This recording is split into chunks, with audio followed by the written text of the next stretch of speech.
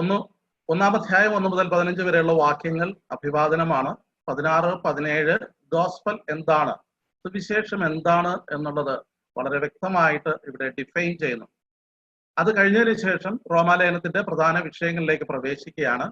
അതിന്റെ 1-ാമധ്യായം 18 മുതൽ 3-ാമധ്യായം 20 വരെയുള്ള വാക്യങ്ങൾ ദീർഘമായിട്ടുള്ള ഒരു ചർച്ചയാണ് അവിടെ നടക്കുന്നത്. അവിടെ പാപം എന്താണ്, അല്ലെങ്കിൽ മനുഷ്യന്റെ അയോഗ്യത എന്താണ്, ദൈവസന്നിധിയിൽ നീതീകരിക്കപ്പെടുവാൻ മനുഷ്യന് സാധിക്കാതിരിക്കുന്നതിന് കാരണം എന്താണ്, ആ കാര്യങ്ങൾ മനുഷ്യൻ പാപത്തിന് അധീനരാണ്, ദൈവത്തിന്റെ കോപത്തിന് അധീനരാണ് എന്നുള്ള കാര്യം ഈ അധ്യായങ്ങളിലൂടെ സവിസ്തരം, അത് ശരിക്കും പറഞ്ഞാൽ ഞാൻ മുമ്പ് സൂചിപ്പിച്ചതുപോലെ ഒരു കോടതി വ്യവഹാരം എന്ന വണ്ണം വാദിച്ച് അപ്പോസ്തലനായ പൗലോസ് അതവിടെ സ്ഥാപിക്കുകയാണ് ചെയ്തത്. അതിനുശേഷം നമ്മൾ അതിന്റെ 3-ാമധ്യായം മുതൽ ഉള്ള ഭാഗങ്ങളില്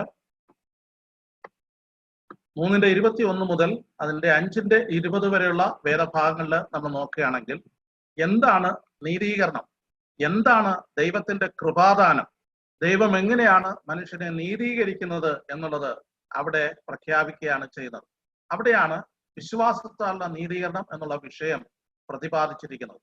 തുടർന്നുള്ള ഭാഗങ്ങളിലേക്ക് വരുമ്പോൾ അതിന്റെ 6:1 മുതൽ 15:21 വരെ മുഴുവൻ ഭാഗം, അതിനെ 3 ഭാഗമായിട്ട് വീണ്ടും ഡിവൈഡ് ചെയ്യാം. 6:1 മുതൽ 8:39 വരെ അവിടെ വിശുദ്ധീകരണമാണ്, നമ്മുടെ കഴിഞ്ഞ ക്ലാസ്സിൽ കണ്ടതാണ്. അതിനെ ദൈവം നമുക്ക് നൽകുന്ന ശാക്തീകരണം, അല്ലെങ്കിൽ ദൈവാത്മാവിന്റെ ഒരു സ്വഭാവം, പരിശുദ്ധാത്മാവിന്റെ ഒരു സ്വഭാവം മനുഷ്യനിൽ പ്രതിഷ്ഠിച്ചുകൊണ്ട് വിശ്വാസ ജീവിതത്തെ അല്ലെങ്കിൽ ക്രിസ്തീയ ജീവിതത്തെ നയിക്കുന്നതിന് പ്രേരകമായിട്ട് ഒരു എഞ്ചിൻ അല്ലെങ്കിൽ ഒരു ഊർജ സ്രോതസ് നൽകിക്കൊണ്ട് വിശ്വാസിയെ അവന്റെ ക്രിസ്തീയ ജീവിതത്തിന് ധൈര്യപ്പെടുത്തുകയാണ്, ശാക്തീകരിക്കുകയാണ് അവിടെ ചെയ്യുന്നത്. അതിന്റെ 9, 10, 11 അധ്യായങ്ങളിൽ നാം കാണുമ്പോൾ അവിടെ വാഗ്ദത്തങ്ങളും അതിന്റെ നിറവേറലും നമുക്ക് കാണുവാൻ സാധിക്കും. വളരെ പ്രധാനപ്പെട്ട അധ്യായങ്ങളാണ്. പ്രത്യേകിച്ച് ദൈവശാസ്ത്രപരമായിട്ടുള്ള പഠനത്തോടുള്ള ബന്ധത്തിലും ഭാവികാല ശാസ്ത്രവുമായിട്ട് ബന്ധപ്പെട്ട് വളരെ സിഗ്നിഫിക്കന്റ് ആയിട്ടുള്ള ഇൻഫർമേഷൻ ആണ് ഈ 9, 10, 11 അധ്യായങ്ങളിൽ നാം കാണുന്നത്. ദൈവ പൈതൽ എന്നുള്ളത് ദൈവത്തിന്റെ വാഗ്ദത്തങ്ങൾ പ്രാപിച്ചവനാണ്, അല്ലെങ്കിൽ അബ്രഹാം മുഖാന്തരം ദൈവം നൽകിയ വാഗ്ദത്തം ഇന്ന് വിശ്വാസിക്ക് ലഭ്യമാക്കിയിരിക്കുന്നു. അങ്ങനെ ദൈവത്തിന്റെ സ്വീകാര്യത ഉറപ്പുവരുത്തുകയും ദൈവിക പദ്ധതിയിലൂടെ നമുക്ക് മുന്നേറുവാനും സാധിക്കുക. അതിന്റെ 12:1 മുതൽ 15 വരെ നമുക്കറിയാം. 12-ാം അധ്യായം ആരംഭിക്കുന്നത് തന്നെ ഞാൻ ദൈവത്തിന്റെ മനസ്സലിവ് ഓർപ്പിച്ച് നിങ്ങളെ പ്രബോധിപ്പിക്കുന്നത്, നിങ്ങൾ ബുദ്ധിയുള്ള ആരാധനയായ നിങ്ങളുടെ ശരീരങ്ങളെ ജീവനും വിശുദ്ധിയും ദൈവത്തിന് പ്രസാദവുമുള്ള യാഗമായി സമർപ്പിക്കും എന്ന് പറഞ്ഞുകൊണ്ട് തുടങ്ങുകയാണ്. പ്രായോഗിക ക്രിസ്തീയ ജീവിതത്തിലെ ഊന്നൽ നൽകുന്ന മേഖലകളാണ് ഈ ഭാഗത്ത് നാം കാണുന്നത്. പ്രത്യേകിച്ച് അതിനകത്ത് ഈ റോമാലേഖനം പൗലോസ് എഴുതുന്നതിന് കാരണമായിരിക്കുന്ന ഒരു പ്രധാനപ്പെട്ട വിഷയവും അതിനകത്ത് അഡ്രസ് ചെയ്യുന്നുണ്ട്. അത് കഴിഞ്ഞതിന് ശേഷം 15:21 കഴിഞ്ഞിട്ട് 16-ാം അധ്യായം നമ്മൾ നോക്കുമ്പോൾ അത് മുഴുവനായിട്ട് നമുക്ക് പൗലോസിന്റെ കൺക്ലൂഷൻ അല്ലെങ്കിൽ കൺക്ലൂഡിംഗ് റിമാർക്സ്, അവിടെ അനേക പേരുടെ പേരുകൾ നമുക്ക് കാണുവാൻ സാധിക്കും. ആ നിലയിൽ ആ ഭാഗങ്ങളെ അപ്പോസ്തലനായ പൗലോസ് വിശദീകരിക്കുകയാണ് അവിടെ ചെയ്യുന്നത്.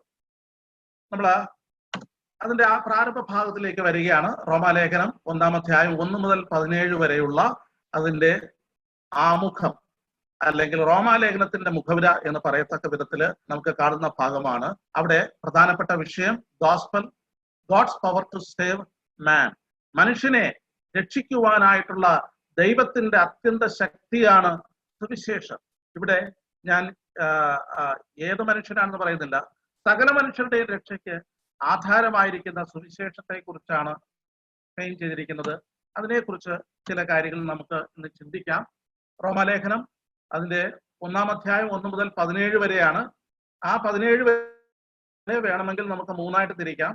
റോമാലേഖനം 1 മുതൽ 7 വരെയുള്ള ഭാഗങ്ങൾ അഭിവാദനമാണ്, സല്യൂട്ടേഷൻ ആണ്.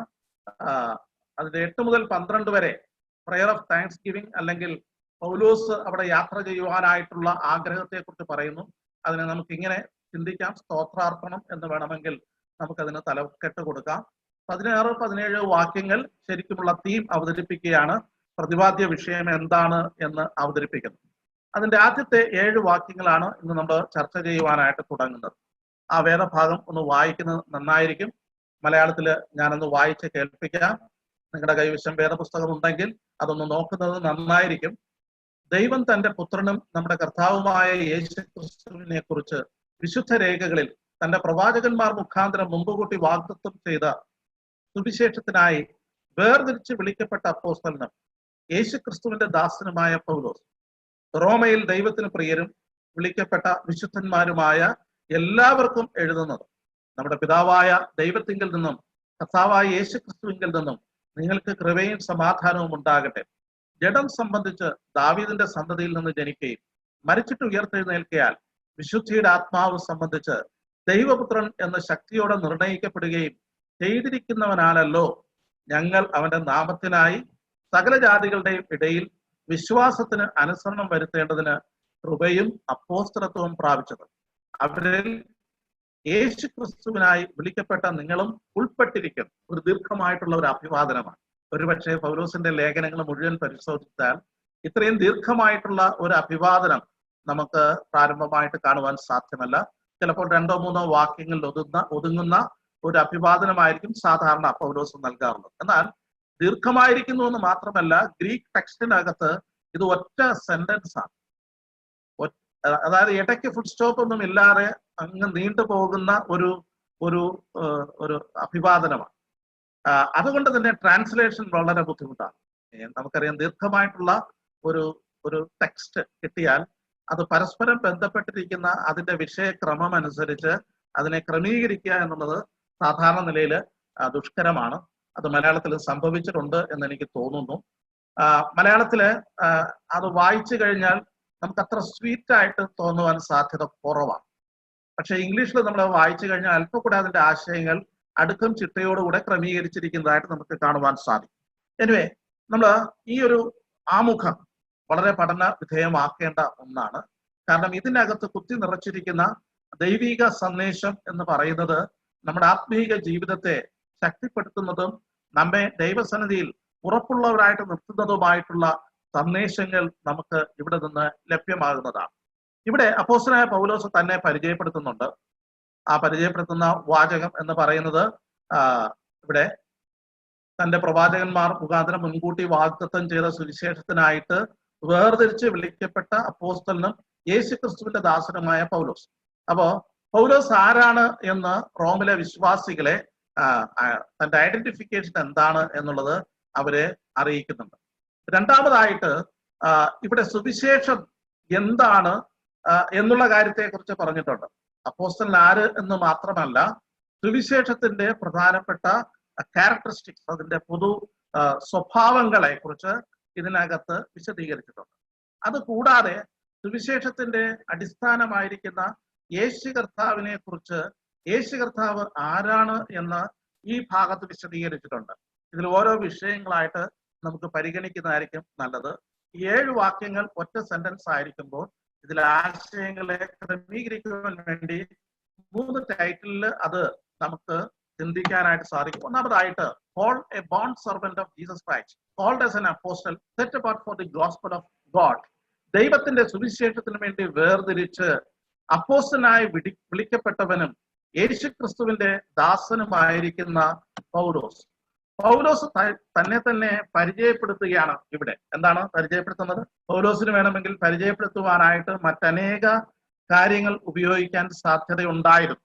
കാരണം പൗലോസിന് ക്വാളിഫൈ ചെയ്യാൻ, തന്നെ തന്നെ വിശേഷിപ്പിക്കുവാനായിട്ട് അനേക കാര്യങ്ങളുണ്ട്. നമുക്കറിയാം, ഫിലിപ്പിലേനെ നമ്മൾ വായിക്കുമ്പോൾ പൗലോസിന്റെ ലോകപ്രകാരമായിട്ടുള്ള പരിചയപ്പെടുത്തുവാനായിട്ട് അല്ലെങ്കിൽ മറ്റുള്ളവരുടെ മുമ്പാകെ തന്നെ അവതരിപ്പിക്കുവാനായിട്ട് പൗലോസിന് അനേക കാരണങ്ങളുണ്ട്. എന്നാൽ പൗലോസ് 3 പ്രധാനപ്പെട്ട കാര്യങ്ങളാണ് റോമിലെ വിശ്വാസികളുടെ മുമ്പാകെ തന്നെ തന്നെ ഇൻട്രൊഡ്യൂസ് ചെയ്യുമ്പോൾ ഉപയോഗിക്കുന്നത്.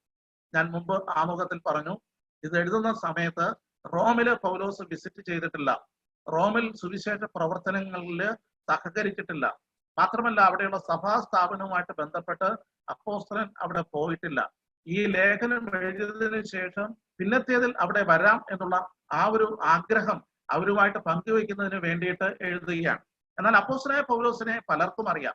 ഞാൻ മുമ്പ് പറഞ്ഞതുപോലെ നമ്മള് അവസാനത്തെ അധ്യായത്തിൽ കാണുന്ന പേര് വിവരങ്ങൾ നോക്കുമ്പോൾ അവിടെയുള്ള വിശ്വാസികളെ വ്യക്തമായിട്ട് അറിയുകയും അവരെ കുറിച്ച് ദൈവത്തിന് സ്തോത്രം ചെയ്യുകയും അവരുടെ പ്രവർത്തനങ്ങളെ അപ്രീഷിയേറ്റ് ചെയ്യുന്ന ഒരു വ്യക്തിത്വമാണ് പൗലോസ്. അപ്പൊ മുഖപരിചയമില്ലാത്ത ഒരു സഭയ്ക്ക് പൗലോസ് തന്നെ പരിചയപ്പെടുത്തുകയാണ്.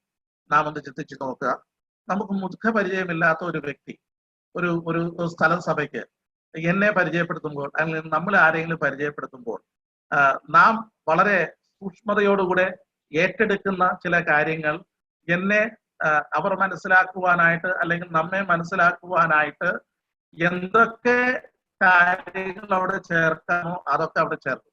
എന്നാൽ പൗലോസ് ഇവിടെ തന്നെ കുറിച്ച് പറയുന്ന കാര്യങ്ങൾ തന്റെ ഭൗതികമായിട്ടുള്ള എന്തെങ്കിലും കാര്യങ്ങളല്ല, തന്റെ ഭൗതികമായിട്ടുള്ള ക്വാളിഫിക്കേഷൻസ് അല്ല, തന്റെ ശാരീരികമായിട്ടുള്ള സ്ഥിതിയെ കുറിച്ചല്ല. പിന്നെയോ പൗലോസിന് 3 കാര്യങ്ങൾ അവരോട് പറയുവാനായിട്ടുണ്ട്.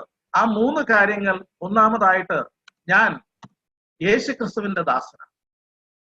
Paul a bond servant of Christ Jesus. ഞാനൊരു അടിമയാണ് എന്ന് ആദ്യമേ തന്നെ പറയുന്നത് സാധാരണ മനുഷ്യർക്ക് പതിവുള്ളതല്ല. ഞാനൊരു അടിമയാണ് എന്ന് ആരെങ്കിലും പറഞ്ഞ് ഇൻട്രൊഡ്യൂസ് ചെയ്തതായിട്ട് അറിയാമോ? അങ്ങനെ ആരും പറയാറില്ല. എന്നാൽ ഇവിടെ പൗലോസ് തന്നെ കുറിച്ച് ഈ റോമിലെ വിശ്വാസികളോട് ബോധ്യപ്പെടുത്തുമ്പോൾ ആദ്യം താൻ പറയുന്ന ഒരു കാര്യം, I am a bond servant of Jesus Christ. Bond servant, ദാസൻ എന്നുള്ള വാക്ക് മലയാളത്തിൽ അത്ര ആശയം നൽകുന്നു എന്ന് നമുക്ക് കരുതാൻ കഴിയില്ല. കാരണം ഇന്നത്തെ കോണ്ടെക്സ്റ്റിൽ ദാസൻ എന്ന് പറഞ്ഞു കഴിഞ്ഞാൽ യജമാനേക്കാളും മിടുക്കരായിട്ടുള്ള ദാസന്മാരെ നമുക്കറിയാം. മാത്രമല്ല, അവർ അവകാശങ്ങളെ കുറിച്ച് വളരെ ബോധ്യതയുള്ളവരാണ് ഇന്നത്തെ ദാസന്മാർ. മാത്രമല്ല, അവരുടെ കൂലി ചോദിച്ചു വാങ്ങത്തക്ക വിധത്തിൽ, അവരുടെ സർവീസിന് പേയ്മെന്റ് വാങ്ങത്തക്ക നിലയിൽ അവർ അത്രത്തോളം പ്രിവിലേജ്ഡ് ആണ്.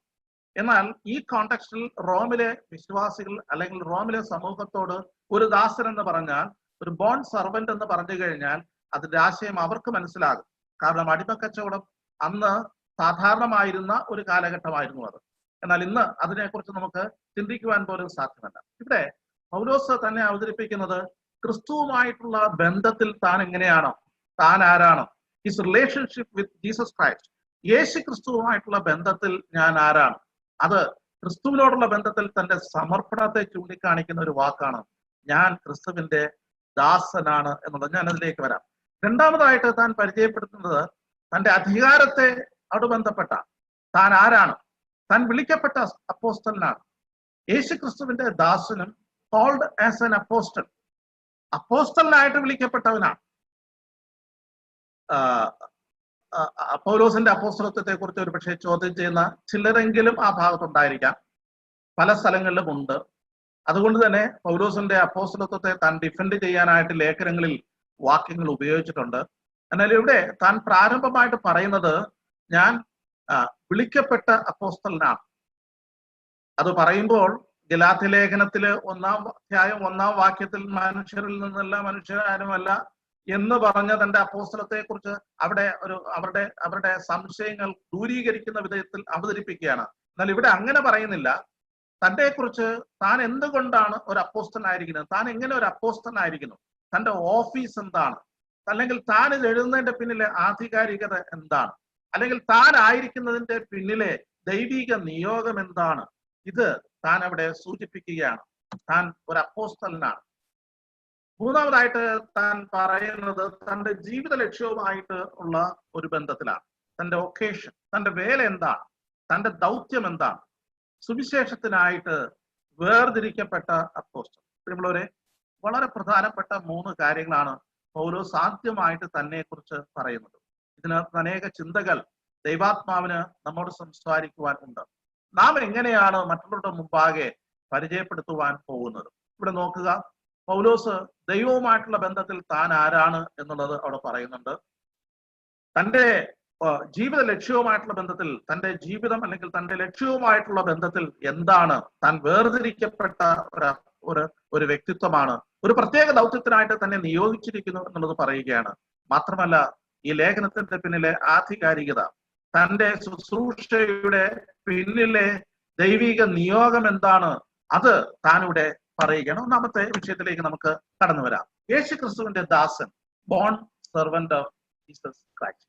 പഴയ നിയമത്തിൽ ദാസൻ എന്ന അനേകരെ കുറിച്ച് പറഞ്ഞിട്ടുണ്ട്.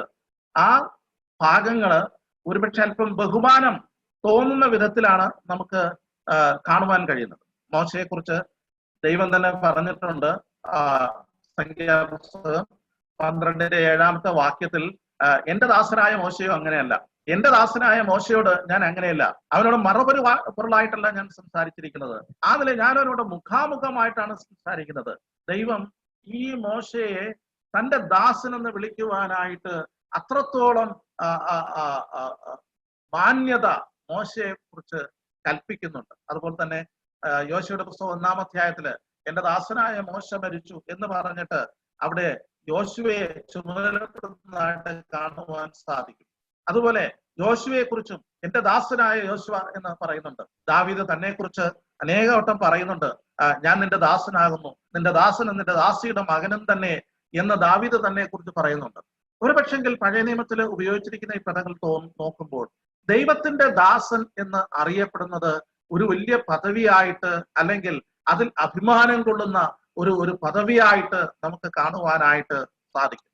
യേശു കർത്താവിനെ കുറിച്ച് പരിചയപ്പെടുത്തുമ്പോൾ യെശയ്യാപ്രവചനത്തില് അതിന്റെ 42:1 19-ാം വാക്യം, 52:13 എന്റെ ദാസൻ കൃതാർത്ഥനാകും എന്ന് പറഞ്ഞിട്ട് യേശു കർത്താവിനെ ഇവിടെ യെശയ്യാ പ്രവാചകൻ അവതരിപ്പിക്കുന്നത് ദൈവത്തിന്റെ യഹോവയുടെ ദാസൻ എന്ന്.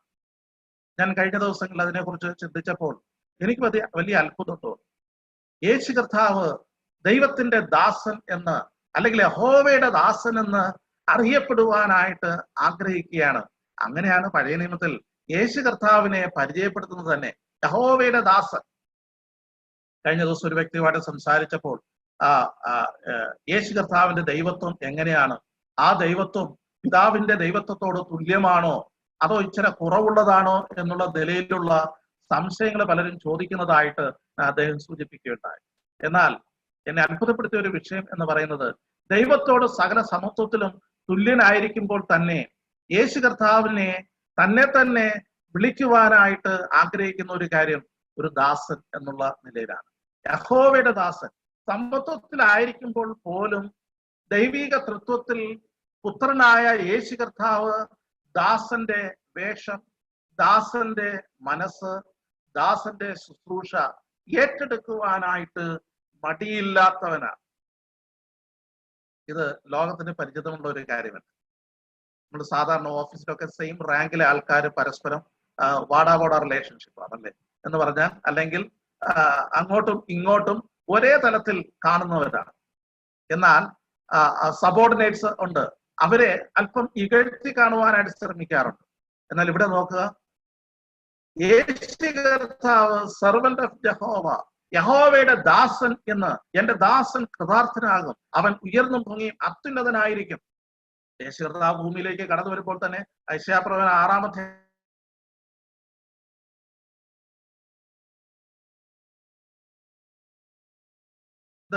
ഞാൻ സൂചിപ്പിച്ചത് യേശു കർത്താവിന്റെ പിതാവിനോടുള്ള ബന്ധത്തിൽ സകല മഹത്വവും സകല സമത്വവും ഉള്ളപ്പോൾ തന്നെ ദൈവിക തൃത്വത്തിലെ സെർവന്റ്ഹുഡ് ഓഫ് സൺ, യേശു കർത്താവിന്റെ സേവന നിരത, അത്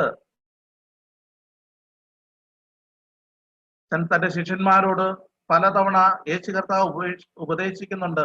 ലോകത്തിലെ ഗുരുക്കന്മാരൊക്കെ അവർ വലിയവരാണ്, എന്നാൽ ഞാൻ നിങ്ങളോട് പറയുന്നത് നിങ്ങൾ ശുശ്രൂഷകരായിരിക്കണം.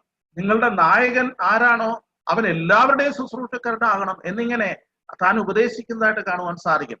കേവലം അങ്ങനെ ഉപദേശിക്കുന്നവൻ മാത്രമല്ല യേശു കർത്താവ്, അവൻ ദാസനെ പോലെ സേവയെ ചെയ്ത യേശു കർത്താവാണ്. പ്രിയമുള്ളവരെ, ഈ ഒരു മനോഭാവം എത്രയോ എത്രയോ എത്രയോ അഭിലഷണീയമായ മനോഭാവം. ഡ്യൂലോസ് എന്നുള്ള ഗ്രീക്ക് വാക്കാണ് അത് ഉപയോഗിക്കുന്നത്. അതിന് സ്ലേവ്, അടിമയെന്നോ ബോണ്ട് സർവന്റ് എന്നുള്ള അർത്ഥത്തിലാണ് അത് ഉപയോഗിച്ചിരിക്കുന്നത്. അത് ഓണേഴ്സിന്റെ അല്ലെങ്കിൽ ഉടമസ്ഥന്റെ ഒരു പ്രോപ്പർട്ടി ആയിട്ടാണ് ദാസനെ പരിഗണിച്ചിട്ടുള്ളത്. എന്ന് പറഞ്ഞാൽ ഉടമസ്ഥൻ കാശ് കൊടുത്ത് ഒരു സാധനം വാങ്ങിയാൽ ഉടമസ്ഥന്റെ ഇഷ്ടമനുസരിച്ച് ഉപയോഗിക്കാൻ എങ്ങനെ സാധിക്കുമോ അതുപോലെ ഒരു അടിമയെ വാങ്ങിയാൽ that is the masters property അല്ലെങ്കിൽ ഓണേഴ്സ് പ്രോപ്പർട്ടി. ആ നിലയിൽ മാത്രമേ ഒരു അടിമയ്ക്ക്, ഒരു ബോണ്ട് സർവന്റിന് പരിഗണന ലഭിച്ചിട്ടുള്ളൂ. slaves essentially had no right. ഒരു അവകാശവുമില്ല. ലൂക്കോസിന്റെ സുവിശേഷം 18-ാം അധ്യായത്തില് ഒരു ദാസനെ കുറിച്ച് പറയുന്നുണ്ട്. പകല് മുഴുവൻ അധ്വാനിച്ച ശേഷം ഭവനത്തിൽ വന്നിട്ട് വീണ്ടും യജമാനെ ശുശ്രൂഷിക്കുന്ന, അതും കഴിഞ്ഞതിന് ശേഷം ഒരു താങ്ക്സ് പോലും ലഭിക്കാത്ത ഒരു ദാസനെ കുറിച്ച് നാം ഇവിടെ കാണുന്നുണ്ട്. നാം കഴിഞ്ഞ ക്ലാസ്സുകളിൽ നമ്മളത് ചിന്തിച്ചിട്ടുള്ളതാണ്. നമ്മളൊരു ബോൺ സെർവന്റ്, ഡ്യൂലോസ് എന്ന് പറയുന്ന ആ ഒരു ഒരു ഒരു ഒരു പദം, അത് നമ്മുടെ ദൗത്യത്തെ കുറിച്ച് നമ്മെ ഉണർത്തിക്കുന്ന ഒരു കാര്യമാണ്. അതിന്റെ ആശയം മനസ്സിലാക്കാൻ വേണ്ടി ഒരു വാക്യം നമുക്ക് അറിയാവുന്ന ഒരു വാക്യമാണ്. എന്താണ് ബോൺ സെർവന്റ് എന്ന് മനസ്സിലാക്കണമെങ്കിൽ ഇത് അറിഞ്ഞേ പറ്റുള്ളൂ. നമുക്ക് പുറപ്പാട് പുസ്തകം 21-ാമത്തെ 5-6 വാക്യങ്ങൾ. എന്നാൽ ദാസൻ, ഒരു ദാസനെ സംബന്ധിച്ച് 7-ാമത്തെ വർഷം അവന് തന്റെ ജോലിയിൽ നിന്ന് എന്ത് ചെയ്യാൻ സാധിക്കും? വിടുതൽ പ്രാപിക്കുവാനുള്ള സകല സ്വാതന്ത്ര്യവുമുണ്ട്. താൻ കുടുംബമായിട്ട് വന്നിട്ടുണ്ടെങ്കിൽ കുടുംബമായിട്ട് സ്വതന്ത്രരാകാം. അല്ല, ഇവിടെ വന്നതിന് ശേഷം തന്റെ യജമാനാണ് ഭാര്യയെ തന്നതെങ്കിൽ ഭാര്യ യജമാനുള്ളതാണ്, ഈ ദാസന് സ്വതന്ത്രനായിട്ട് പോകാം. എന്നാൽ 7-ാമത്തെ വർഷം തന്റെ സകല സ്വാതന്ത്ര്യവും തനിക്ക് അനുഭവിക്കുവാൻ എല്ലാ അധികാരവും ഉള്ളപ്പോൾ ആ ദാസൻ വന്ന് യജമാനോട് പറയുകയാണ്, ഞാൻ എൻ്റെ യജമാനെയും എൻ്റെ ഭാര്യയെയും മക്കളെയും സ്നേഹിക്കും, ഞാൻ സ്വതന്ത്രനായി പോവുകയില്ല എന്ന് ഈ ഒരു ദാസൻ, ഈ ഒരു അടിമ വന്ന് പറയുകയാണ് എങ്കിൽ യജമാൻ അവനെ ദൈവസേനയിൽ കൂട്ടിക്കൊണ്ട് ചെന്ന് കഥകിന്റെ കട്ടളക്കാലിന്റെ അടുക്കൽ നിർത്തിയിട്ട് സൂചി കൊണ്ട് അവന്റെ കാറ് കുത്തി തുളയ്ക്കുകയാണ്. പിന്നെ അവന് എന്നേക്കും അവന് ദാസനായി. ഇതാണ് ബോൺ സെർവന്റ് എന്നുള്ളതിന്റെ ശരിക്കുമുള്ള ആശയം. എന്ന് പറഞ്ഞാൽ കേവലം അടിമ എന്നുള്ള അർത്ഥത്തിലല്ല, അടിമയ്ക്ക് സ്വാതന്ത്ര്യം പ്രാപിക്കുവാൻ സകല സാവകാശവും ഉണ്ടായിരിക്കെ യജമാനോടുള്ള സ്നേഹത്തിന്റെ അടിസ്ഥാനത്തിൽ ആ സ്വാതന്ത്ര്യം നിഷേധിച്ചിട്ട് എന്നേക്കും ആ യജമാനന്റെ ദാസനായിട്ട് തുടരുന്ന ഒരു വ്യക്തി, അവൻ സ്വന്തം ഇഷ്ടപ്രകാരം ആ തീരുമാനമെടുക്കുകയാണ്. അങ്ങനെ ഒരു വ്യക്തിയെയാണ് ഈ ബോൺ സെർവന്റ് എന്ന് പറയുന്നത്. നമ്മളൊരു ഒരു ബോൺ സെർവന്റിനെ കണ്ടാൽ അറിയാം. എങ്ങനെ അറിയാം? അവന്റെ ചെവിയിൽ ഒരു വലിയ തുളയുണ്ടായിരുന്നു. മനസ്സിലായേ? ആ ചെവി ആ കഥകിന്റെയോ കട്ടളക്കാലിന്റെയോ അടുക്കൽ കൊണ്ട് വന്ന് നിർത്തിയിട്ട് ഒരു സൂചി കൊണ്ടവന്റെ കാത് കുത്തിത്തുളച്ചതിന്റെ ഫലമായിട്ടുണ്ടായ ഒരു തുളയാണ്. അത് അവന്റെ ഒരു മാർക്കാണ്, അവന്റെ ഒരു അടയാളമാണ്. ആ അടയാളം സൂചിപ്പിക്കുന്നത് ഞാൻ എൻ്റെ യജമാനെ സ്നേഹിക്കുന്നു, ഞാൻ യജമാന്റെ പുറത്തുള്ള ഒരു സ്വാതന്ത്ര്യം ഞാൻ ആഗ്രഹിക്കുന്നില്ല, ഞാൻ എന്നേക്കും ഇനി അടുത്ത 7 വർഷം കഴിഞ്ഞിട്ട് ഞാൻ എന്ത് ചെയ്യില്ല, സ്വതന്ത്രനാകാൻ ആഗ്രഹിക്കുകയില്ല. പ്രിയമുള്ളവരെ, ഇതാണ് പൗലോസ് തന്നെ കുറിച്ച് അവതരിപ്പിക്കുന്ന ആശയം. ഞാൻ ദൈവത്തിന്റെ ഒരു ബോൺ സെർവന്റാണ്.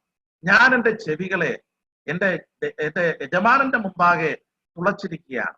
ഞാൻ അവന് സമർപ്പിതനാണ്.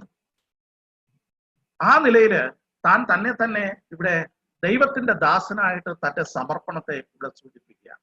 ഇതിന് സമാനമായിട്ട് ഒരു വാക്യം നമുക്ക് നമ്മുടെ സങ്കീർത്തനങ്ങളിൽ 40-ാം അധ്യായത്തിൽ അതിന്റെ 40-ാം സങ്കീർത്തനം അതിന്റെ 6-8 വാക്യങ്ങളിൽ നീ എനിക്ക് ചെവികളെ തുളച്ചിരിക്കുന്നു എന്ന് നമുക്കവിടെ കാണുവാനായിട്ട് സാധിക്കും.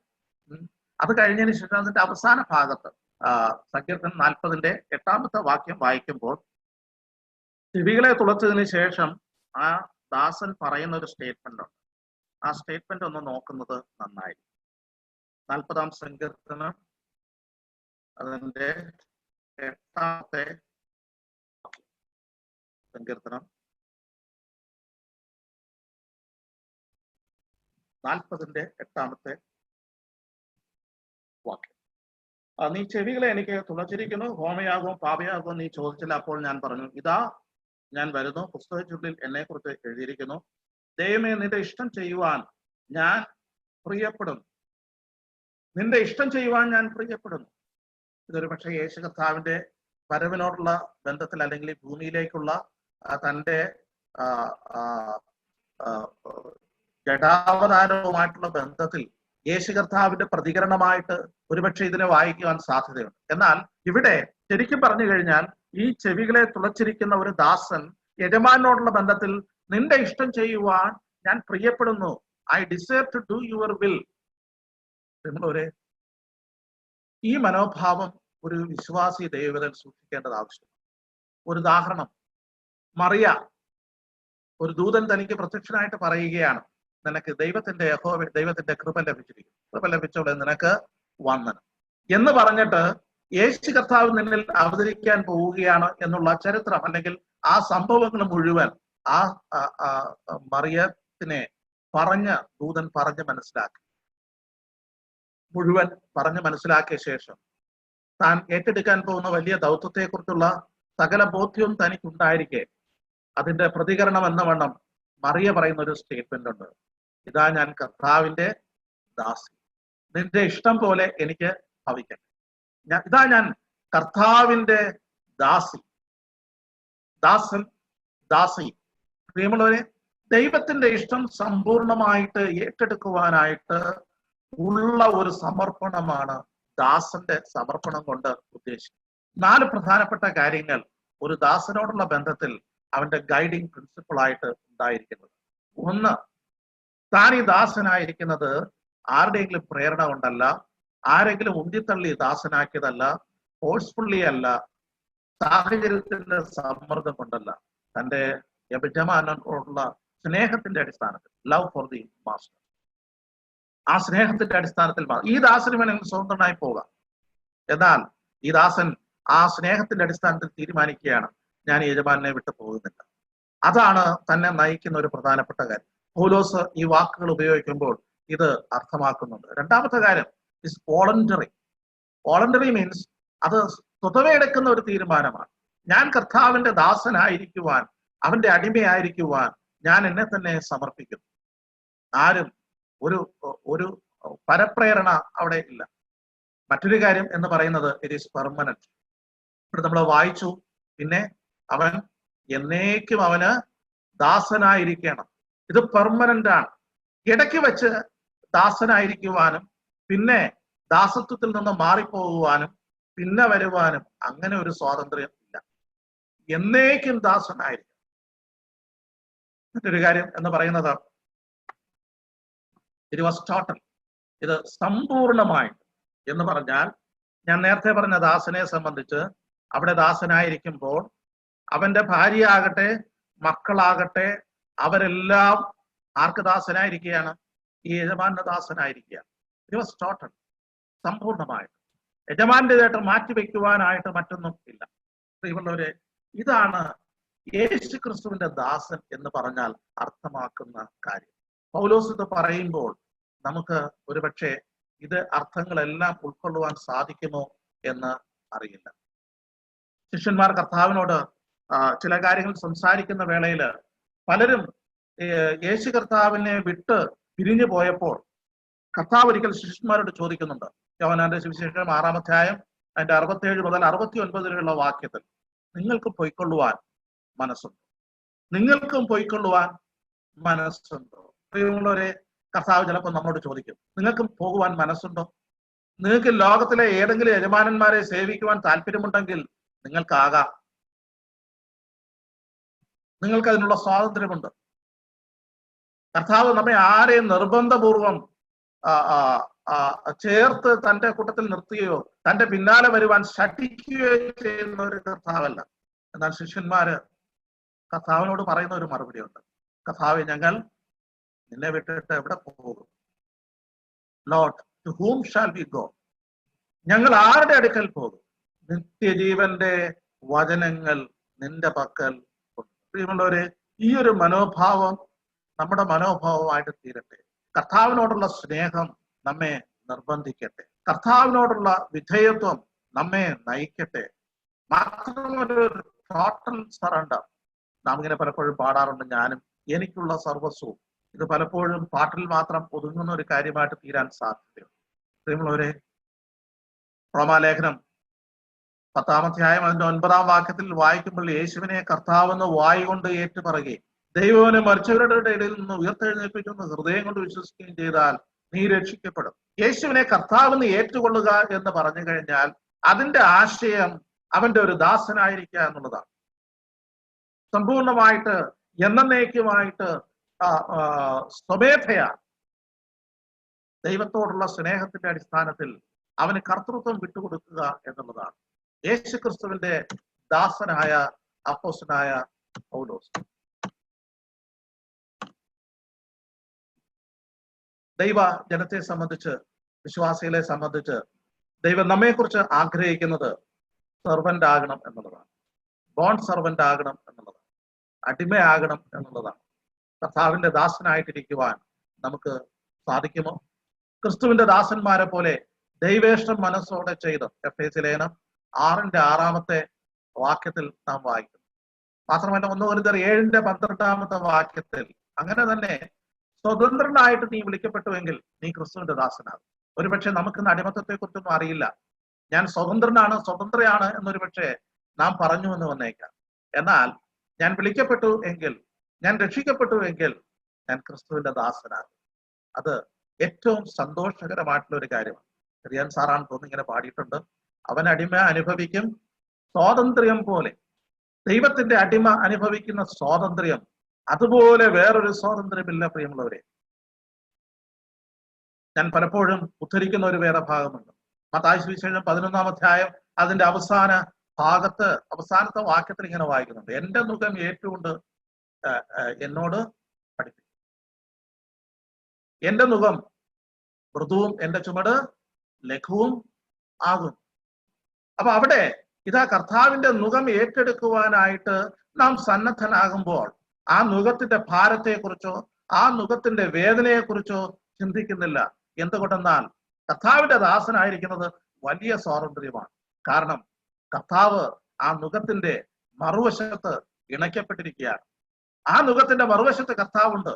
ഞാൻ ക്ഷീണിക്കുമ്പോൾ എന്നെ സഹായിക്കുവാൻ, ആ മുഖത്തിൽ തോൾ അല്പം കൂടെ ശക്തമായിട്ട് കൊടുക്കുവാൻ കർത്താവുണ്ട്.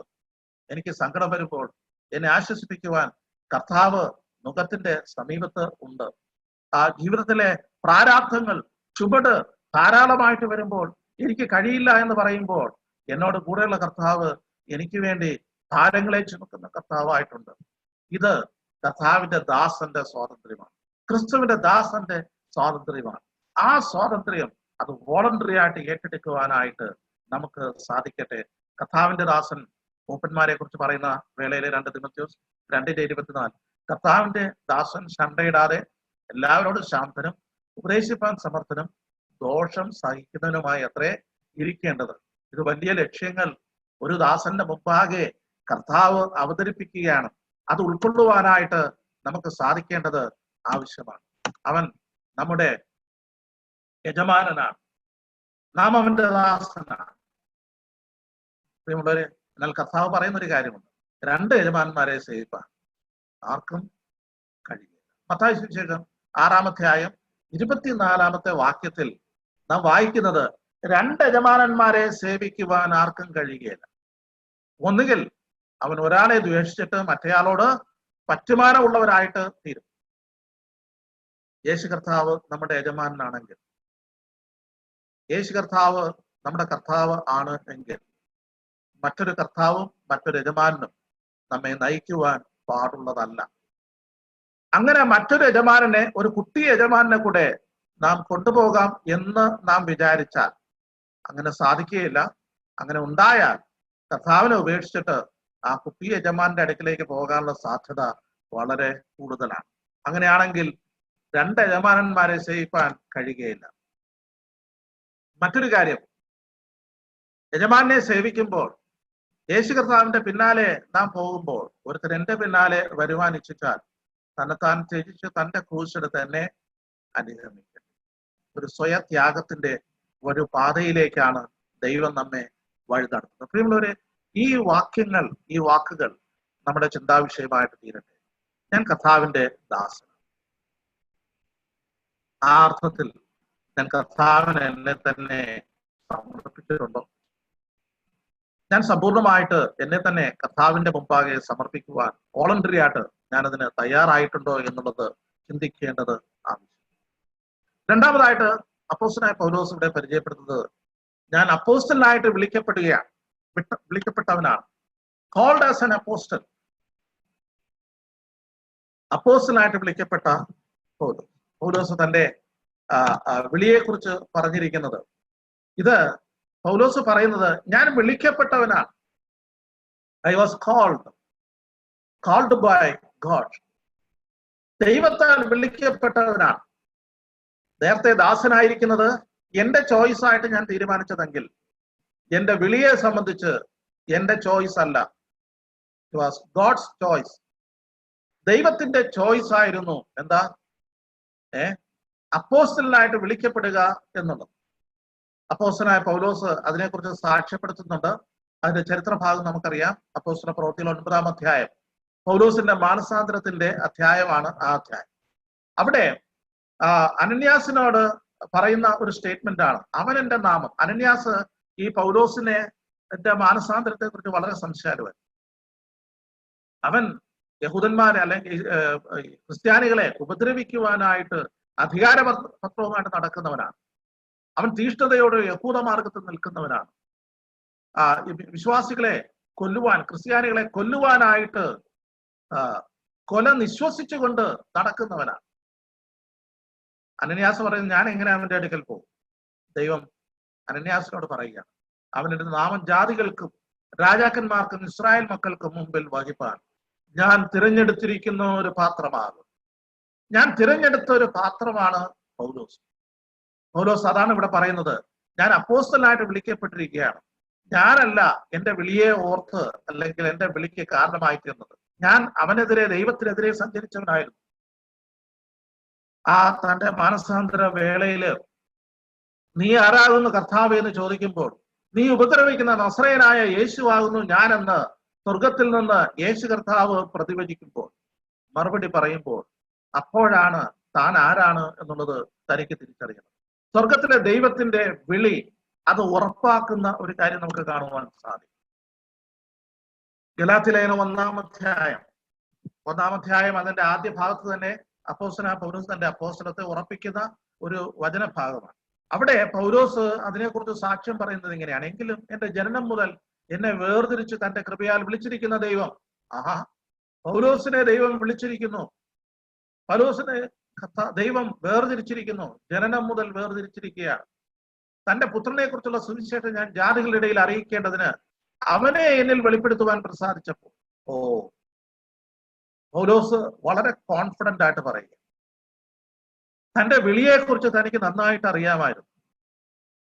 ആരാണ് തന്നെ വിളിച്ചിരിക്കുന്നത്, എന്തിനാണ് തന്നെ വിളിച്ചിരിക്കുന്നത്, പൗലോസിന് അറിയാമായിരുന്നു.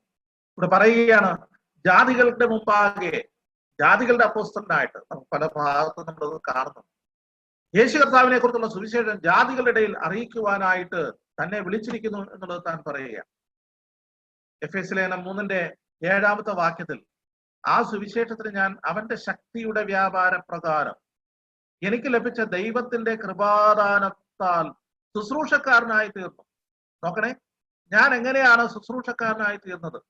ദൈവത്തിന്റെ ശക്തിയുടെ വ്യാപാരത്താൽ, ദൈവത്തിന്റെ കൃപാദാനത്താൽ ശുശ്രൂഷക്കാരനായി തീർന്നു. സകല വിശുദ്ധന്മാരിൽ ഏറ്റവും ചെറിയവനായ എനിക്ക് ജാതികളോട് ക്രിസ്തുവിന്റെ അപ്രമേയ ധനത്തെക്കുറിച്ച് പ്രസംഗിപ്പാനായിട്ട് ചെയ്യാൻ. പ്രിയമുള്ളവരെ, പൗലോസിന്റെ വിളിയെക്കുറിച്ച്, തന്റെ അപ്പോസ്തലത്വത്തെക്കുറിച്ച്, തന്റെ ദൗത്യത്തെക്കുറിച്ച്, തന്റെ ലക്ഷ്യത്തെക്കുറിച്ച് താൻ വളരെ ഉറപ്പുള്ളവൻ. വിളിക്കപ്പെട്ട അപ്പോസ്തലനായി വിളിക്കപ്പെട്ട പൗലോസ് എന്ന് താൻ പറയുമ്പോൾ തന്റെ വിളിയെക്കുറിച്ചുള്ള ഉറപ്പ് നാം വചനത്തിൽ ഇങ്ങനെ വായിക്കുന്നുണ്ട്, നിങ്ങളുടെ വിളിയും തിരഞ്ഞെടുപ്പും ഉറപ്പാക്കുവാൻ അധികം ശ്രമിപ്പേൻ. അല്ലെ, നമ്മുടെ വിളിയെക്കുറിച്ചുള്ള ഒരു തിരിച്ചറിവ് നമുക്ക് ഉണ്ടാകേണ്ടത് ആവശ്യമാണ്. പലപ്പോഴും ഈ കാര്യത്തെക്കുറിച്ച് ഉറപ്പില്ലാതെ പോയി കഴിഞ്ഞാൽ, ദൈവത്താൽ വിളിക്കപ്പെട്ടവനാണോ, ഞാൻ വാസ്തവത്തിൽ വിശ്വാസിയാണോ എന്നുള്ള കാര്യത്തെക്കുറിച്ച് സംശയിക്കുവാനായിട്ടുള്ള സാധ്യതകളുണ്ട്. പൗലോസിന്റെ അപ്പോസ്തലത്തെക്കുറിച്ച്, തന്റെ വിളിയെക്കുറിച്ച് പൗലോസ് തന്നെ പറയുന്നുണ്ട്, ഞാൻ ആരെ വിശ്വസിച്ചിരിക്കുന്നു ഞാൻ അറിയുന്നു, അവനെന്റെ ഉപനിധി ആ ദിവസം വരെ സൂക്ഷിപ്പാൻ ശക്തനെന്ന് ഉറച്ചുമിരിക്കുന്നു. അത് ഉറപ്പുള്ള ഒരു കാര്യമാണ്. അത് മറ്റു പലർക്കും ചിലപ്പോൾ സംശയമായിരിക്കാം. അനന്യാസ് സംശയിച്ചു, യെരുശലേമിലെ സഭ സംശയിച്ചു, ശിഷ്യന്മാരെ സംശയിച്ചു. എന്നാൽ ആ സംശയമൊന്നും ആർക്കില്ല? പൗലോസിനില്ല. ഏത് സഭകൾ സംശയിച്ചാലും, ഏത് വിശ്വാസികൾ അപ്പോസ്തലത്വത്തെ ചോദ്യം ചെയ്താലും, തന്റെ കോളിംഗ് എന്താണ് എന്നുള്ളത് അപ്പോസ്തലനായ പൗലോസിന് നന്നായിട്ട് അറിയാമായിരുന്നു. പ്രിയമുള്ളവരെ, പലപ്പോഴും ഇന്നത്തെ നമ്മുടെ ഏറ്റവും വലിയ പരാജയം എന്ന് പറയുന്നത് നമ്മുടെ വിളിയെക്കുറിച്ചുള്ള ഉറപ്പ് നമുക്കില്ലാതെ പോകും. ഞാൻ എന്തായി തീരണം, ഞാൻ എങ്ങനെ ശുശ്രൂഷിക്കണം, എന്റെ ദൗത്യം എന്ത്? തലസഭയിൽ എന്റെ റോൾ എന്ത്, ഇത് വ്യക്തമായിട്ട് മനസ്സിലാകാതെ ഒരു ദൗത്യത്തിൽ ഏർപ്പെടുവാൻ സാധിക്കും. പലപ്പോഴും എന്ത് ചെയ്യണമെന്ന് അറിയാതെ അവിടെയും ഇവിടെയും ആ ശുശ്രൂഷയും ഈ ശുശ്രൂഷയും ഒക്കെ ചെയ്യുവാനായിട്ട് നാം ചിലപ്പോൾ ഇറങ്ങി പുറപ്പെട്ടു എന്ന് വരാം. ഒരു ചാഞ്ചാടുന്ന മനോഭാവം. ദൈവത്തിന്റെ വിളിയെക്കുറിച്ച് വ്യക്തമായിട്ട് തിരിച്ചറിയുവാൻ ആവശ്യം, അത് കാത്തിരിക്കുവാൻ ആവശ്യമുണ്ട്, അത് പ്രാപിച്ച് അതിനനുസരിച്ച് പ്രതികരിക്കുവാൻ ആവശ്യമുണ്ട്. പിന്നെ അതിനെക്കുറിച്ച് സംശയിക്കേണ്ട കാര്യമില്ലത്. റോമാലേഖനം 11-ാം അധ്യായം അതിന്റെ 13-15 വാക്യങ്ങളില് അവിടെയും പൗലോസ് തന്റെ സാക്ഷ്യത്തോടുള്ള ബന്ധത്തിൽ റോമിലെ വിശ്വാസികൾക്ക് പരിചയപ്പെടുത്തുന്ന ഒരു കാര്യമുണ്ട്. റോമാലേഖനം 11-ാം അധ്യായം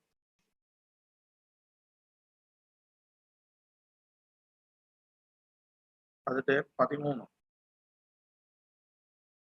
എന്നാൽ ജാതികളായ നിങ്ങളോട് ഞാൻ പറയുന്നത്, ജാതികളുടെ അപ്പോസ്തലനായിരിക്കാൻ ഞാൻ എന്റെ സ്വജാതിക്കാർക്ക് വല്ല വിധേനയും സ്പർദ്ധ ജനിപ്പിച്ചു, അവരിൽ ചിലരെ രക്ഷിക്കാമെങ്കിലോ എന്ന് വെച്ച് തന്നെ ഞാൻ എന്റെ ശുശ്രൂഷയെ പുകഴ്ത്തും. ഇത് നോക്കണേ, ജാതികളുടെ അപ്പോസ്തലൻ എന്ന് താൻ തന്നെ കുറിച്ച് ഇവിടെ പരിചയപ്പെടുത്തുകയാണ്. അതുപോലെ 15-ാം അധ്യായത്തിലും താന് അതിന്റെ 15-15 റോമാലേഖനം 15-15 ഭാഗം, ജാതികൾ എന്ന വഴിപാട് പരിശുദ്ധാത്മാവിനാൽ വിശുദ്ധീകരിക്കപ്പെട്ട പ്രസാദകരമായി തീരുവാൻ ഞാൻ ദൈവത്തിന്റെ സുവിശേഷ ഘോഷണം പുരോഹിതനായി അനുഷ്ഠിച്ചുകൊണ്ട് ജാതികളിൽ ക്രിസ്തുയേശുവിന്റെ ശുശ്രൂഷകനായിരിക്കേണ്ടതിന് ദൈവം എനിക്ക് നൽകിയ കൃപ നിമിത്തം. നോക്കണേ, ഇവിടെ 15-15, 11-ന്റെ 13, 15-ന്റെ 15 അവിടെ റോമിലെ ഈ റോമാലേഖനത്തിൽ തന്നെ ജാതികളുടെ അപ്പോസ്തലൻ എന്ന് പരിചയപ്പെടുത്തുകയാണ് ചെയ്യുന്നത്.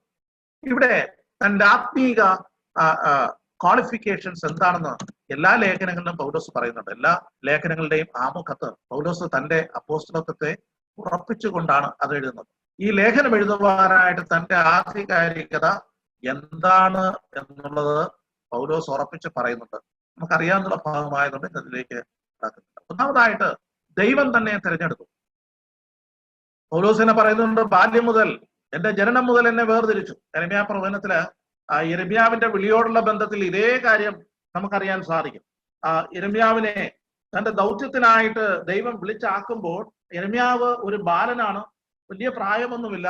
അവൻ ദൈവത്തോട് പറയുകയാണ്, മറുപടി പറയുകയാണ്, അയ്യോ യഹോവേ, ഞാൻ ബാലനല്ലോ എന്ന് പറഞ്ഞിട്ട് തന്റെ നിസ്സഹായത ആ ദൈവത്തോട് അറിയിക്കുന്ന വേളയില് അവിടെ ദൈവം അവന് ഉറപ്പ് കൊടുക്കുന്ന ഒരു കാര്യമുണ്ട്. യെരമ്യാ പ്രവചനം 1-ാം അധ്യായം അതിന്റെ 4-5 വാക്യം.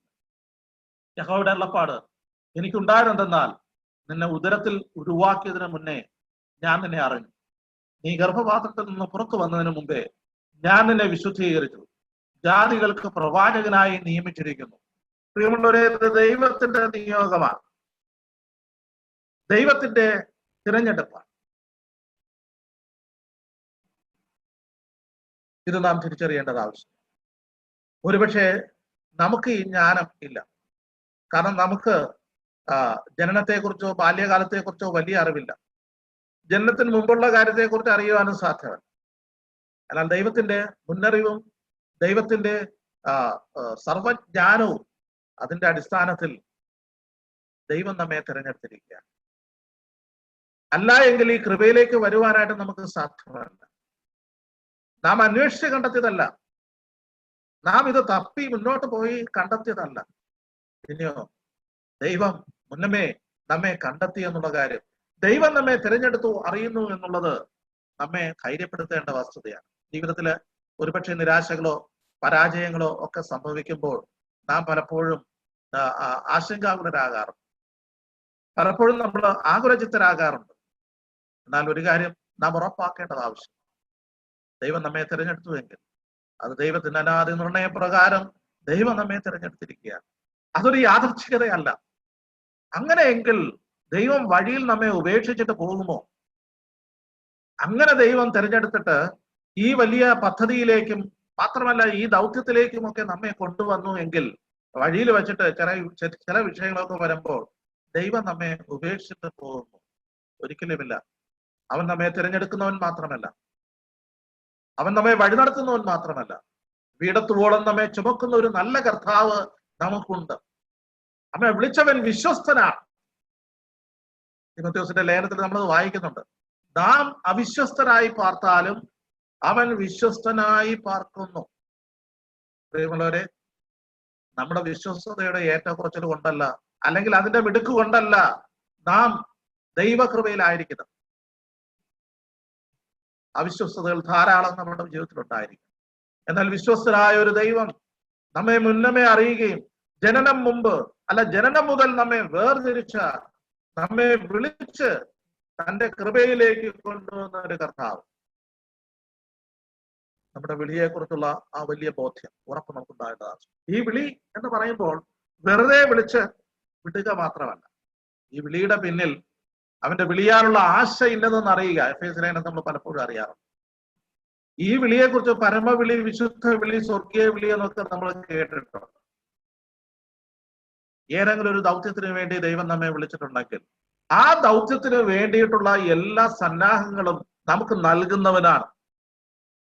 ഈ തിരഞ്ഞെടുപ്പ്, ഈ വിളി എന്ന് പറയുന്നത് അത് എനേബിൾ ചെയ്യുന്ന ഒരു കാര്യമാണ്. അപ്പോസ്തലനായിട്ട് വിളിച്ചുവെങ്കിൽ അപ്പോസ്തലത്വത്തിന്റെ കൃപാവരങ്ങളും അപ്പോസ്തലത്വത്തിന്റെ അധികാരവും ഒക്കെ നൽകിക്കൊണ്ടാണ്, അതിനുള്ള കൃപ നൽകിക്കൊണ്ടാണ്. അതുകൊണ്ടാണ് പൗലോസ് പറയുന്നത്, എന്നെ ശക്തനാക്കുന്ന മുഖാന്തരം ഞാൻ സകലത്തിനും മതിയാകുന്നു. പ്രിയമുള്ളവരെ, ദൈവം നമ്മെ വിളിച്ചു ഒരു ശുശ്രൂഷയ്ക്കാക്കിയെങ്കിൽ കൃപ തരാതെ അവിടെ ആക്കുക, ശക്തി തരാതെ ആക്കുകയില്ല, വിഭവങ്ങളെ തരാതെ ആക്കുകയില്ല. ഈ വിളി എന്ന് പറയുന്നത്, വിളിയുടെ പിന്നിൽ എന്തുണ്ട്? അതിന്റെ പിന്നിൽ ഒരു ശക്തീകരണമുണ്ട്. അതിനുള്ള കൃപ കൂടെ നൽകിക്കൊണ്ടാണ് ദൈവം നമ്മെ വിളിക്കുന്നത്. നാം അത് തിരിച്ചറിയേണ്ടത് ആവശ്യമാണ്. 12-ാമത്തെ വാക്യത്തിൽ എന്നെ ഭരമേൽപ്പിച്ച ആ സുവിശേഷത്തിന്റെ പ്രസംഗം എന്ന് പറയുന്നു. എന്നെ ഭരമേൽപ്പിച്ചിരിക്കുകയാണ്. എന്താ ഭരമേൽപ്പിക്കുക? എന്നെ ഭരമേൽപ്പിക്കുക, ഭാരം ഏൽപ്പിക്കുക എന്ന് പറഞ്ഞാൽ ഒരു ദൗത്യം ഏൽപ്പിക്കുക. ഏൽപ്പിക്കുമ്പോൾ അതിന് തക്കതായിട്ടുള്ള കൃപയും ശക്തിയും ബലവും ഒക്കെ നൽകിക്കൊണ്ടാണ് അത് ചെയ്യുന്നത്. അതുകൊണ്ടാണ് യിരെമ്യാവിനോട് പറഞ്ഞത്, നീ ബാലനെന്ന് നീ പറയരുത്, നിനക്ക് തരാൻ പോകുന്ന വർക്ക് എന്ന് പറയുന്നത് ബുൾഡോസറിന്റെ വർക്കാണ്. ഇടിച്ചു കളയുവാൻ, തകർക്കുവാൻ, പണിയുവാൻ ഒക്കെയുള്ള ദൗത്യമാണ് ഈ ബാലനായി നിന്നെ ഏൽപ്പിക്കുന്നത്. നമുക്കറിയാം, കരഞ്ഞും കൊണ്ട് ദീർഘനാൾ മാനസാന്തരപ്പെടാത്ത ജനതയുടെ മുമ്പാകെ പ്രവാചക ശുശ്രൂഷ താൻ ചെയ്തുകൊണ്ടേയിരിക്കുകയാണ്. യിരെമ്യാവിനെ സംബന്ധിച്ച്, അപ്പോസ്തലനായ പൗലോസിനെ സംബന്ധിച്ച് ഇതാ വഴി വെച്ച് താൻ വിളിച്ച് വേർതിരിച്ചവരാണ് എങ്കിൽ തന്നെയും തന്റെ ദൗത്യത്തിന്റെ അവസാന ശ്വാസം വരെയും എന്ത് ശക്തിയോടുകൂടിയാണ്, എന്ത് ഊർജത്തോടുകൂടിയാണ് താൻ പ്രവർത്തിക്കുന്നത്. ഇനി അപ്പോസ്തലനായ പൗലോസ് പറയുന്ന ഒരു കാര്യം, എന്നെ വിശ്വസ്തനെണ്ണി എന്നെ ശുശ്രൂഷ ഭരമേൽപ്പിച്ചു. ഈ കോളിങ്ങും അല്ലെങ്കിൽ ചൂസിങ്ങും അതുപോലെ തന്നെ എനേബിളിങ്ങും അതിന്റെയൊക്കെ പിന്നിൽ എന്തുണ്ട്? ഈ കൗണ്ടഡ് മീ ഫെയ്ത്ത്ഫുൾ, എന്നെ വിശ്വസ്തൻ എന്ന് എണ്ണി ഭരമേൽപ്പിച്ചിരിക്കുക. പ്രിയമുള്ളവരെ, ഈ കൗണ്ടഡ് എന്നുള്ള വാക്ക് ശ്രദ്ധിക്കണം. എണ്ണി ഭരമേൽപ്പിച്ചു, വിശ്വസ്തൻ എന്ന് എണ്ണി ഭരമേൽപ്പിച്ചു. 1 തിമോഥെയോസ് 1-ാമത്തെ വാക്യത്തിന്റെ ആ ഭാഗത്ത് തന്നെയാണ്. Because he counted him faithful. പൗലോസിനെ വിശ്വസ്തൻ എന്ന് കണക്കിട്ട് കൊണ്ട് അവനെ ഏൽപ്പിച്ച ശുശ്രൂഷയാണ് അപ്പോസ്തലത്വത്തിന്റെ ശുശ്രൂഷ. എന്താ കണക്കിടുക എന്ന് പറഞ്ഞാൽ? ഇത് അക്കൗണ്ടിങ് പ്രിൻസിപ്പിളിൽ വരുന്ന ഒരു പദമാണ്. കണക്കിടുക എന്ന് പറഞ്ഞു കഴിഞ്ഞാൽ ഒരാളുടെ പേരിൽ ക്രെഡിറ്റ് ചെയ്യുക എന്നുള്ളതാണ്.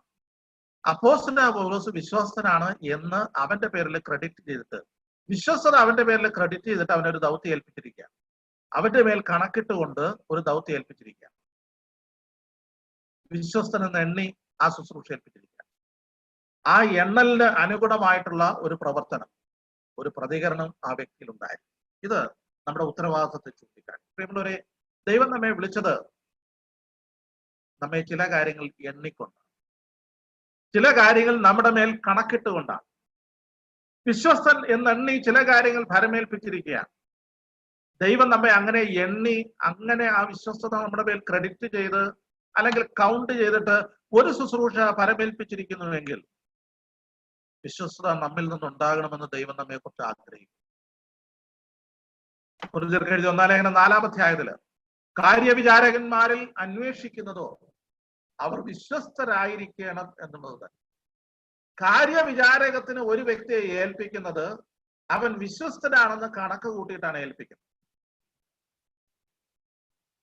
അങ്ങനെ വിശ്വസ്തനെന്ന് നീ കണക്ക് കൂട്ടി അല്ലെങ്കിൽ അവന്റെ മേൽ കണക്കിട്ടിട്ട് ഏൽപ്പിച്ചാൽ ദൈവം നമ്മിൽ നിന്ന് പ്രതീക്ഷിക്കുന്നത് വിശ്വസ്തത.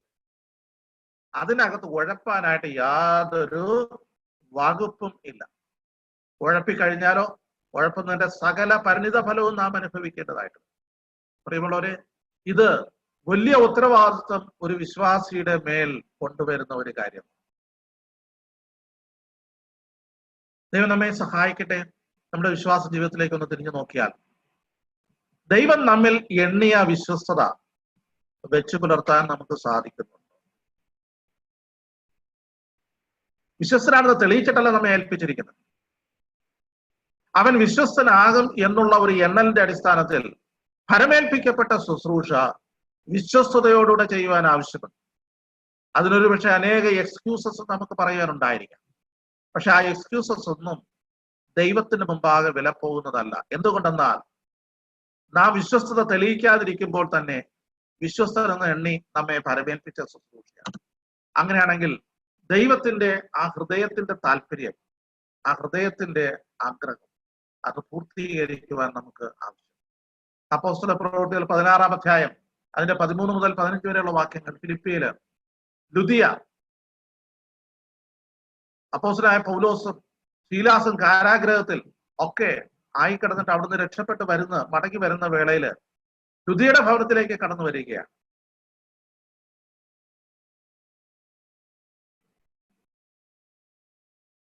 ലുദിയന്റെ വീട്ടിലേക്ക് കടന്നു വരികയാണ്. ആ വീട്ടിലേക്ക് കടന്നു വരുമ്പോൾ ലുദിയ പറയുന്ന ഒരു സ്റ്റേറ്റ്മെന്റ് ഉണ്ട്. നിങ്ങൾ എന്നെ കർത്താവിൽ വിശ്വസ എന്ന് എണ്ണുന്നു എങ്കിൽ എന്റെ ഭവനത്തിൽ നിങ്ങൾ വരണം. മാത്രമല്ല എന്റെ ആതിഥ്യം നിങ്ങൾ സ്വീകരിക്കണം. കർത്താവിൽ വിശ്വസ്ത എന്ന് എന്നെക്കുറിച്ച് നിങ്ങൾ എണ്ണുന്നു എങ്കിൽ നാം കാണുന്നത് അപ്പോസ്തലനായ പൗലോസ് ആ ആതിഥ്യം സ്വീകരിച്ചായിട്ട് നമുക്ക് കാണുവാൻ സാധിക്കും. ദൈവം നമ്മെ വിശ്വസ്തൻ എന്നെണ്ണി ചില ശുശ്രൂഷകൾ ഫലമേൽപ്പിച്ചിരിക്കുന്നു.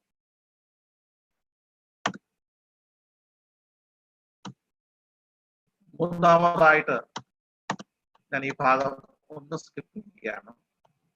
അപ്പോസ്തലനായ പൗലോസിന്റെ അപ്പോസ്തലത്വത്തെ കുറിച്ചുള്ള ചില റീസണിങ് നിങ്ങൾക്ക് ആവശ്യമെങ്കിൽ പിന്നത്തെ ഇതിൽ പഠനത്തിന് ഞാൻ തരാവുന്നതാണ്. മൂന്നാമത്തെ കാര്യം എന്ന് പറയുന്നത് സുവിശേഷത്തിനായിട്ട് വേർതിരിക്കപ്പെട്ട അപ്പോസ്തലൻ, സെറ്റപ്പാർട്ട് എന്നുള്ള വാക്ക് നമ്മൾ അറിയുന്ന വാക്കാണ്. പ്രത്യേകിച്ച് വേർപാടുകാരെന്ന് അഭിമാനിക്കുന്ന നാം വേർപാടിനെ കുറിച്ച്, വേർതിരിക്കപ്പെടുക, സെറ്റപ്പാർട്ട് എന്നുള്ളതിനെ കുറിച്ച് ധാരാളം കേട്ടിട്ടുള്ളതാണ്. സെയിന്റ്, സാങ്ക്ടിഫൈ, ഹോളി എന്നുള്ള അർത്ഥം വരുന്ന അതേ വാക്ക് തന്നെയാണ് ഇവിടെ ഉപയോഗിച്ചിരിക്കുന്നത്. സുവിശേഷത്തിനായിട്ട് വേർതിരിക്കപ്പെട്ടിരിക്കുകയാണ്. Set apart for a holy purpose. ഒരു വിശുദ്ധമായിട്ടുള്ള ദൗത്യത്തിന്, കാര്യത്തിന് വേണ്ടി മാറ്റിവെച്ചതിനെ നമ്മൾ എന്ത് പറയും? ഹോളി എന്ന് പറയും, അല്ലെങ്കിൽ വേർതിരിക്കപ്പെട്ടു എന്ന് പറയും. Set apart. നമ്മള് നേരത്തെ യെരമ്യാവിന്റെ കാര്യം നമ്മൾ വായിച്ചല്ലോ. അതിന്റെ 1:15 എങ്കിലും എന്റെ ജനനം മുതൽ, ഗലാത്യർ 1:15 എങ്കിലും എന്റെ ജനനം മുതൽ എന്നെ വേർതിരിച്ച് തന്റെ കൃപയാൽ വിളിച്ചിരിക്കുന്ന ദൈവം. യെരമ്യാവിലും അതുപോലെ തന്നെ ജനനം മുതൽ എന്നെ വേർതിരിച്ചു എന്നവിടെയും നമ്മൾ കാണുന്നുണ്ട്.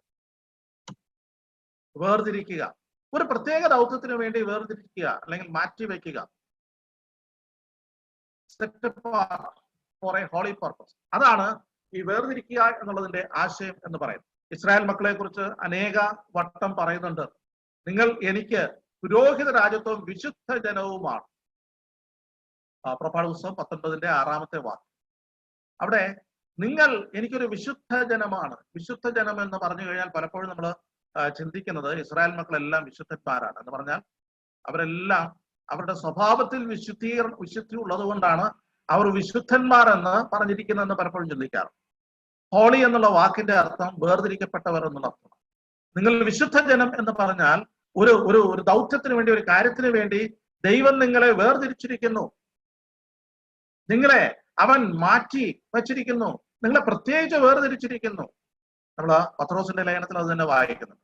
1 പത്രോസ് 2:9 വാക്യത്തിൽ നമ്മൾ വായിക്കുന്നുണ്ട്, you are a chosen people, a holy nation. തന്റെ അപദാനങ്ങളെ കീർത്തിക്കുവാൻ, തന്റെ സുവിശേഷത്തിന് സാക്ഷികളാകുവാൻ നമ്മെ വേർതിരിച്ചിരിക്കുകയാണ്. ആവർത്തന പുസ്തകം 14:2 നിന്റെ ദൈവമായ യഹോവയ്ക്ക് നീ വിശുദ്ധ ജനമല്ലോ, ഭൂതലത്തുള്ള സകല ജാതികളിലും വെച്ച് തനിക്ക് സ്വന്തം ജനമായിരിക്കാൻ യഹോവ നിന്നെ തെരഞ്ഞെടുത്തിരിക്കുന്നു. നോക്കണേ, ഇസ്രായേൽ മക്കളോടുള്ള ബന്ധത്തിൽ അവരെ ദൈവം ഒരു പ്രത്യേക കാര്യത്തിന് വേണ്ടി വേർതിരിച്ചിരിക്കുന്നു. അതുകൊണ്ടാണ് അവരെ വിശുദ്ധ ജനം എന്ന് പറയുന്നത്. അവരിൽ അശുദ്ധി ഇല്ലാഞ്ഞിട്ടല്ല, പക്ഷേ അവർ വിശുദ്ധ ഒരു കാര്യത്തിന് വേണ്ടി വേർതിരിക്കപ്പെട്ടവരാണ്. ഇങ്ങനെ അനേക വാക്യം നമുക്ക് കാണുവാനായിട്ട് സാധിക്കും. എന്റെ സമയം മുന്നോട്ട് പോവുകയാണല്ലോ. നാസിർ വ്രതസ്ഥരെ കുറിച്ച് നമുക്കറിയാം. നാസിർ വ്രതം ശരിക്കും പറഞ്ഞു കഴിഞ്ഞാൽ വേർപാടിന്റെ ശരിക്കുമുള്ള ഒരു വ്രതമാണ്. സംഖ്യാപുസ്തകം 6-ാം അധ്യായത്തിൽ നാസിർ വ്രതത്തിന്റെ എല്ലാ കണ്ടീഷൻസോടെ പറയുന്നു. നീ ഇസ്രായേൽ മക്കളോട് പറയേണ്ടത് എന്നാൽ ഒരു പുരുഷനാകട്ടെ സ്ത്രീയാകട്ടെ യഹോവയ്ക്ക് തന്നെത്താൻ സമർപ്പിക്കേണ്ടതിന് നാസിർ വ്രതം എന്ന വിശേഷ വിധിയായിട്ടുള്ള വ്രതം ദീക്ഷിക്കുമ്പോൾ, ഇവിടെ നോക്കണേ, ഒരു വ്യക്തി നാസിർ വ്രതം എടുക്കുവാനായിട്ട് തീരുമാനിക്കുന്നു. അതൊരു അതൊരു വ്രതമാണ്. അതൊരു ദൈവസന്നിധിയിൽ എടുക്കുന്ന ഒരു പ്രതിജ്ഞയാണ്. അത് എല്ലാവരും എടുക്കുന്ന നിർബന്ധമൊന്നുമില്ല. എന്നാൽ ഇവിടെ അങ്ങനെ ഒരു വ്യക്തി എടുക്കുമ്പോൾ നാസിർ എന്നുള്ള പദത്തിന്റെ അർത്ഥം തന്നെ ഹോളി അൺടു യാഹ്വേ എന്ന് പറഞ്ഞാൽ ദൈവത്തിന് വേണ്ടി വേർതിരിക്കപ്പെട്ടവൻ. അനേക ഉദാഹരണങ്ങൾ നമുക്ക് കാണുവാൻ സാധിക്കും. ശിംശോൻ ബാലൻ ഗർഭം മുതൽ ജീവപര്യന്തം ദൈവത്തിന്റെ നാസീരായിരിക്കും. ദൈവത്തിന് വേണ്ടി അവനെ വേർതിരിച്ചിരുന്നു. എന്നാൽ ആ വേർപാടിന് തത്തുല്യമായിട്ടുള്ള ഒരു ജീവിതം തനിക്ക് കാഴ്ചവെക്കുവാൻ സാധിക്കുന്നു. ചില കാര്യങ്ങളൊക്കെ അവൻ ഉപേക്ഷിക്കണമായിരുന്നു, ചില കാര്യങ്ങളൊക്കെ അവൻ ചെയ്യണമായിരുന്നു. ആ പ്രത്യേക ദൗത്യത്തിൽ അവർ പരാജയപ്പെട്ടതായിട്ട് നമുക്ക് കാണുവാൻ സാധിക്കും. ശമൂവേലിന്റെ ജനനത്തിന് മുമ്പ് ഹന്ന പ്രാർത്ഥിച്ച് പറയുകയാണ്, അടിയൻ അവന്റെ ജീവപര്യന്തം യഹോവയ്ക്ക് കൊടുക്കും. ഒരുപക്ഷെ നാസിർ വ്രതം എന്നുള്ള അർത്ഥത്തിൽ തന്നെ ആയിരിക്കാം ഹന്ന അത് പറഞ്ഞത്. പുതിയ നിയമത്തിൽ നമ്മൾക്ക് ശ്രാപയോനെ അറിയാം. അവന്റെ ജനനത്തിന് മുമ്പ് തന്നെ അവൻ നാസിറായിരിക്കുമെന്ന് പറയുന്നത്. ഞാൻ പറഞ്ഞതിന്റെ താല്പര്യം എന്ന് പറഞ്ഞാൽ, നാസിർ വ്രതം എന്ന് പറയുന്നത് അനുഷ്ഠിക്കുവാനായിട്ട് ഒരു പ്രത്യേക ദൗത്യത്തിനു വേണ്ടി വേർതിരിക്കപ്പെട്ടു എന്നുള്ള അടിസ്ഥാനത്തിൽ, കോൺസെക്രേറ്റഡ്, അതിനു വേണ്ടിയിട്ട് സമർപ്പിക്കപ്പെട്ടു എന്നുള്ള അർത്ഥത്തിൽ അനുഷ്ഠിക്കേണ്ട ഒരു വ്രതമാണ്. നാമദിനത്തിൽ വായിക്കുന്നുണ്ട്, യഹോവ ഭക്തനെ തനിക്ക് വേർതിരിച്ചിരിക്കുന്നു എന്നറിവ്. ദൈവം നമ്മെ വിളിച്ച് വേർതിരിച്ചിരിക്കുകയാണ്. യഹോവ ഭക്തനെ തനിക്ക് വേർതിരിച്ചിരിക്കുന്നു. ഇത് നാം തിരിച്ചറിയേണ്ടതാണ്. നാം പലപ്പോഴും ചിന്തിക്കാറുണ്ട്, നാം രക്ഷിക്കപ്പെട്ടു, ശരി, അങ്ങനെ ഒരു വേർപാട് നമുക്ക് ആവശ്യമുണ്ട്. ഒരു ദൈവിക നിയോഗത്തിന് വേണ്ടി വേർതിരിക്കേണ്ട ആവശ്യമുണ്ടോ? എന്നാൽ ഇവിടെ ദൈവ ഭക്തന്മാരെ തനിക്ക് വേണ്ടി വേർതിരിച്ചിരിക്കുകയാണ്. അത് നാം സൂക്ഷിക്കേണ്ടത് ആവശ്യമാണ്. വേർപാട് പാലിക്കുവാൻ പലപ്പോഴും നമ്മൾ മടി കാണിക്കാറുണ്ട്. തിമോഥെയോസിന്റെ 2-ാം ലേഖനം 2:21 വാക്യത്തിൽ ഒരു വീട്ടിൽ അനേക പാത്രമുണ്ട്. യജമാനെടുക്കുന്ന പാത്രം ഏതായിരിക്കും? യജമാനെടുക്കുന്ന പാത്രം വിശുദ്ധവും ഉടമസ്ഥനും ഉപയോഗവുമായിട്ടുള്ള പാത്രമായിട്ട് തീരുന്നത് തന്നെത്താൻ വെടിപ്പാക്കുന്ന പാത്രം. ദൈവത്തിന് വേണ്ടി സെപ്പറേറ്റഡ് ആയിട്ട്, അല്ലെങ്കിൽ സെറ്റപ്പ് പാർട്ടായിട്ട്, ആ നിലയില് ദൈവത്തിന് വേണ്ടി പ്രയോജനപ്പെടുവാൻ തന്നെത്താൻ വെടിപ്പാക്കുന്ന ഒരു ജീവിതചര്യ നമുക്ക് ആവശ്യമാണ്. ആ നിലയില് ഒരു വേർപാട് പാലിക്കുവാൻ ദൈവം നമ്മെ സഹായിക്കട്ടെ.